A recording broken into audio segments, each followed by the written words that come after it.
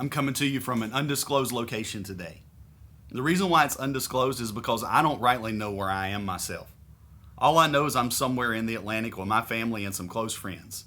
This is the first break I've had all year, and I'm thankful for it.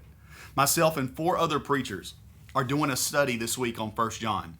Nathan did an amazing job last night on chapter 1, and I'm doing chapter 3 tomorrow. But let's get back to the Crusades. In the first 2 videos, we set the stage for the First Crusade. We discussed the false premises and the exaggerations that it was predicated upon in the first video, and we looked at the ulterior motives of both Emperor Alexios I Komnenos and Pope Urban II. In this video, we're going to begin exploring what happened as the First Crusade got started. We'll look at some of the atrocities and downright stupidities of those whose zeal bested their brain. And most importantly in this video, I want to point out how some of those who are glorifying the Crusades are making some of the same errors and causing similar harm to the body of Christ as these first Crusaders did. I want to start with Peter the Hermit. This is one of the best examples of unchecked zeal or enthusiasm without the benefit of wisdom. Here's a French monk who is known for his asceticism and charisma, who claimed to have a vision commanding him to lead a crusade. I'll only briefly mention that there is an entire fiasco that is precipitated by an extra-biblical vision. Any cessationists in the crowd ought to immediately recognize this right away as something that under any other circumstances is a huge red flag. But let's not allow inconsistency to get in the way of personal motivation and preference. Peter the Hermit began inspiring peasants and low-ranking knights to take up the sign of the cross and embark for Jerusalem. And I want to remind you once more that Pope Urban II's call was for the wealthy who could afford to go, and even then for them to make arrangements before departing.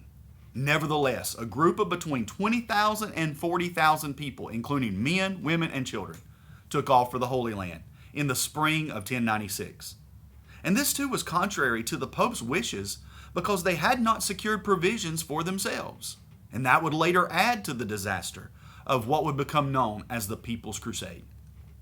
A combination of their difficult travels, lack of supplies, poor organization, and the fact that many rulers didn't take too highly to 20 to 40,000 people marching through their lands led to violence, looting, and conflicts with various groups and rulers along their way. When they finally arrive at Constantinople, Emperor Alexios I reluctantly provided them transportation across the Bosporus into Asia Minor. After failing to convince them to wait until more inexperienced and prepared forces would arrive, their zeal would be undeterred. And like the Blues Brothers, they thought they were on a mission from God. And that's about how spiritual it really was. Again, after refusing the counsel of the emperor and refusing to wait for the Western armies to arrive, they pressed onward to engage the Seljuk Turks, and at the Battle of Sivitote in October of 1096, due to the lack of military leadership and discipline, they were routed. Peter the Hermit fled the battle and lived to finally join up with the Western armies when they arrived, but the People's Crusade was a disaster of epic proportions. At the end of the day, most of the peasants were captured or killed.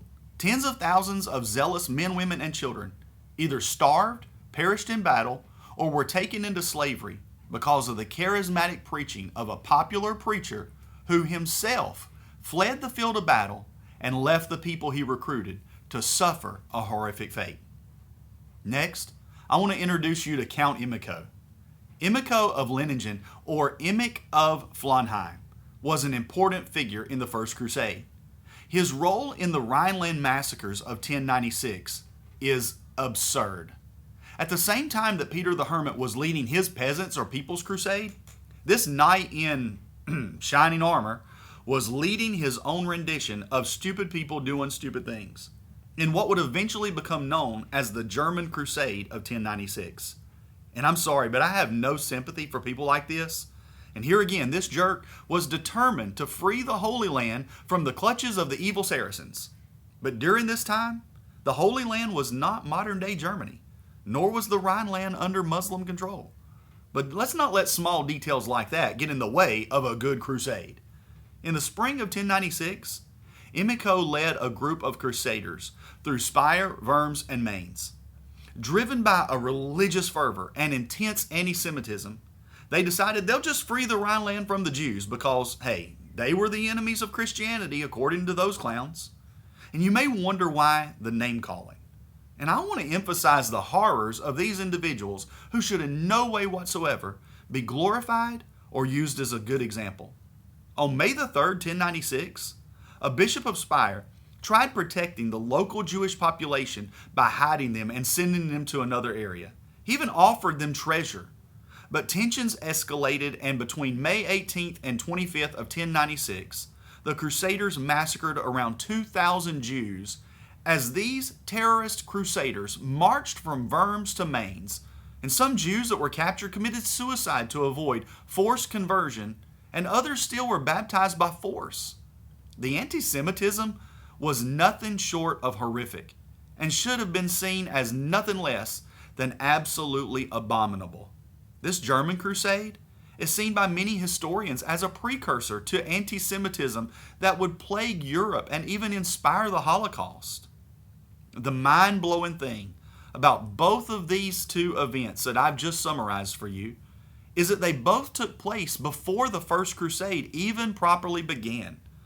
Both the humiliation of the People's Crusade and the massacre of the Rhineland caused by Count Emiko are great examples of unchecked zeal, religious fervor, and the blind following of charismatic leaders.